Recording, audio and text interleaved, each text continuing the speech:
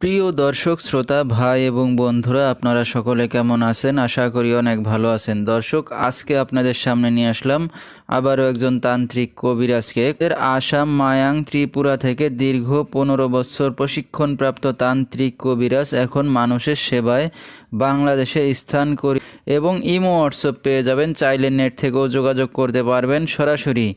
কালী সাধক, কুফরি সাধক, এখন বর্তমানে মানুষের সেবায় সে নিয়োজিত।